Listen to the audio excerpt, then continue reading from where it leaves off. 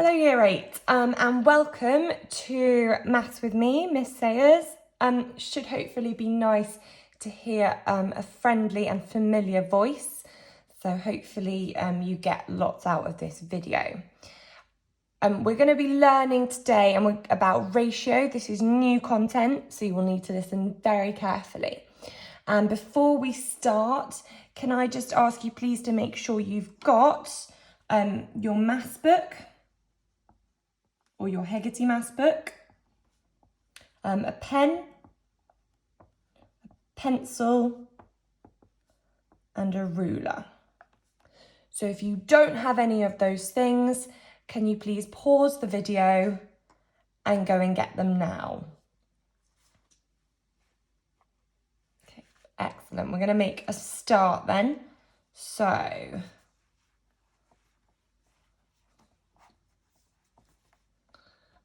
we are going to be learning about ratio. Like I said, you started this last week using Hegarty Maths. We're going to take it further today. I'm going to start off by writing a title, which is equivalent ratios. So can you please make sure you've got that written down, and it would be great if you could underline that. If you don't have your maths book or your Hegarty maths book, just make sure you've got something to write it down on. It doesn't really matter what it is, as long as you're writing notes down when you're doing this, they can help you with the Show My Homework quiz afterwards.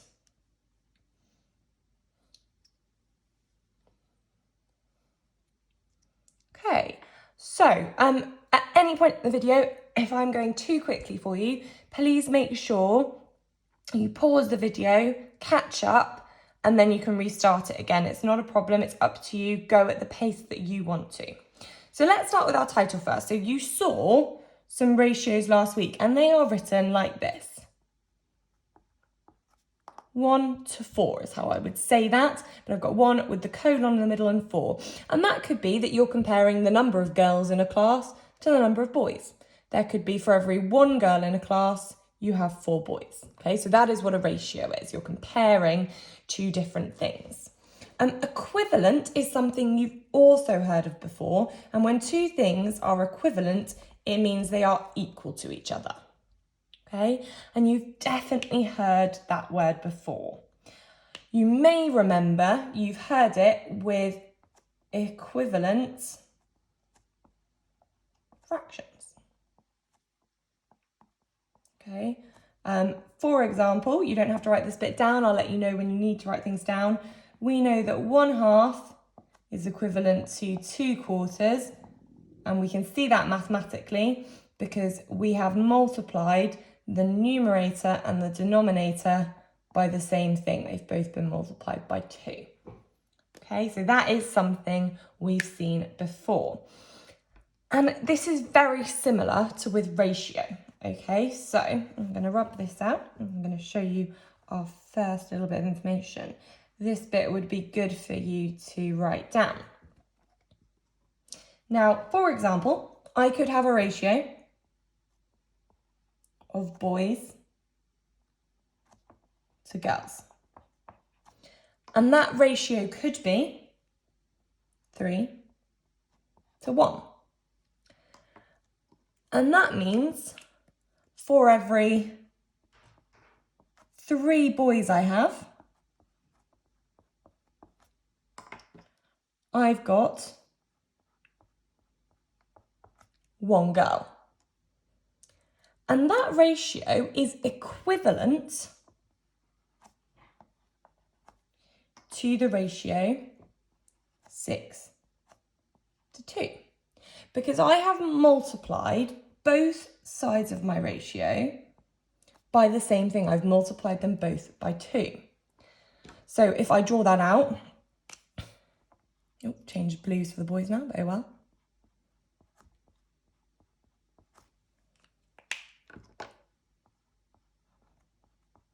I've got 2 girls for every 6 boys, but you can still see that for every 1 girl, I've got 3 boys. So both of these ratios are true.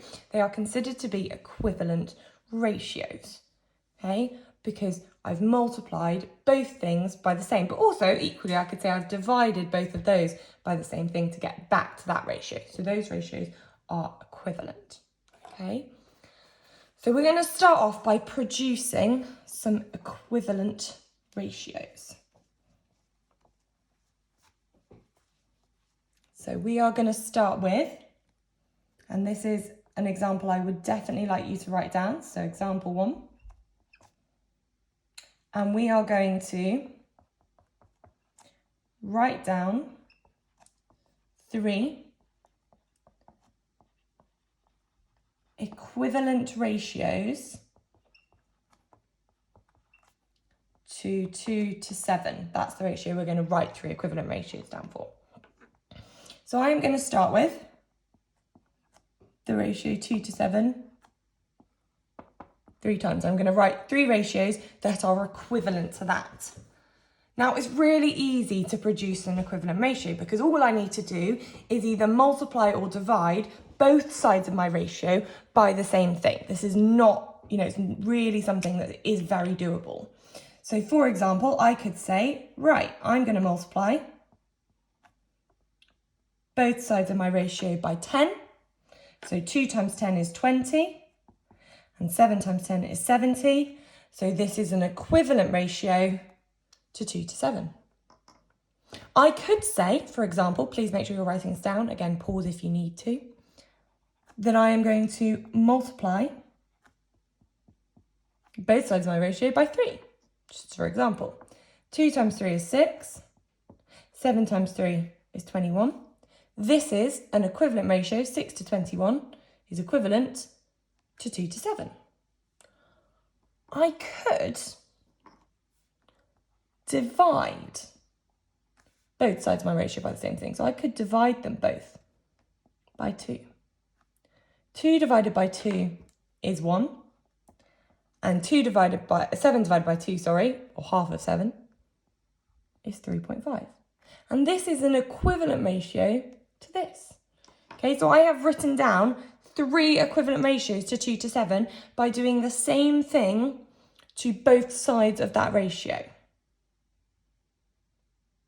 Okay, if you need to listen to that again, make sure you do. We're going to move on to some different examples now. So I'm going to rub this out. If you need to write it down, make sure you've paused the video and done that. Okay, so we're now going to look, and I would like you to write this down, at example 2. Are these ratios equivalent? That's the question we're going to be asking ourselves. And we're going to start with the ratios 1 to 4 and 3 to 12. And we're going to say, are those ratios equivalent? Remember, they're equivalent if we've multiplied or divided both sides by the same thing. So I'm going to start with the ratio 1 to 4.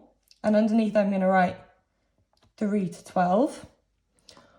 What would I have to do to that 1 to get it to 3? What would I have to multiply or divide it by? If you said multiply it by 3, you are absolutely right. And would it be right in saying that 4 times 3 is 12 as well? It would. So we've multiplied the ratio by the same thing. We've multiplied 1 to 4 by both of those by 3 to get 3 to 12. And so that means that these two ratios are equivalent. So the answer for this one is yes, they are equivalent. Okay, I'm just going to rub out this bottom bit. You only have to write kind of the next bit down. You don't have to rewrite that bit at the top again. So the next ratios we're going to think, are they equivalent, is we're going to have 1 to 4 and 4 to 20. So I'm going to write those down, 1 to 4 and 4 to 20. So what have I had to do, what have I had to multiply or divide by to go from 1 to 4? If you said multiply by 4, you are exactly right. what if I had to multiply by to go from 4 to 20? Think of your 4 times table. So 4, 8, 12, 16, 20. So I've actually had to multiply that by 5. So I've multiplied by different things. Therefore, this is not an equivalent ratio. This is not equal to that. Okay, so no, they are not equivalent ratios. I'm going to look at one more of this kind of example and then we'll move on.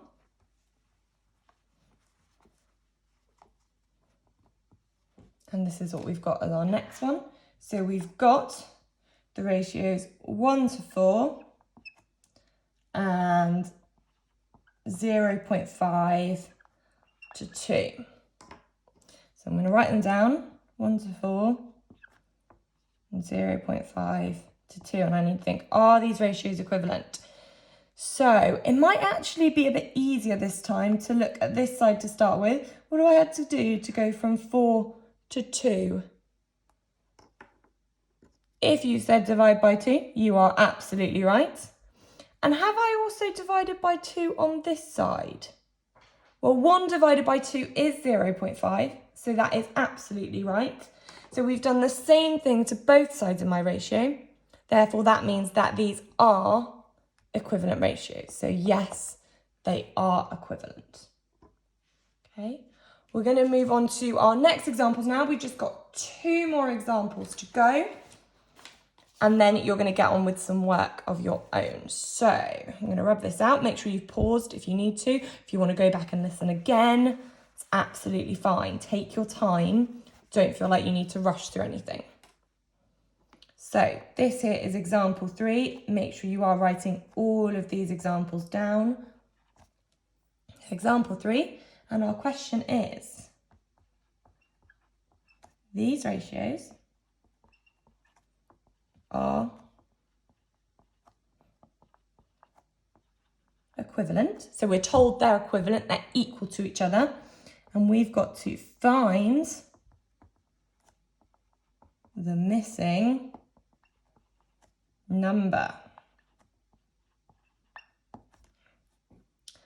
So our ratios that we've got are, we've got 3 to 4 is equal to 9 to something we don't know. And I always write my ratios in the same way, kind of on top of each other. So we've got 3 to 4. And I've got 9 to something I don't know. And I need to find out what that missing number is. So what have I done? If I know these are equal, I know that I'm going to either have to multiply or divide by the same thing to both sides of my ratio. So what have I done to go from 3 to 9? What have I multiplied by? Have a think. Think of your 3 times table. 3, 6, 9. So I've multiplied by 3. So I'm going to have to multiply that side by 3 as well. And 4 times 3 is 12. So my missing number is 12. That's what I was looking for there. Okay. We're going to do one more example of this kind of question. And then I'm going to let you get on with the Show My Homework quiz. So, rubbing this out, make sure you pause if you need more time.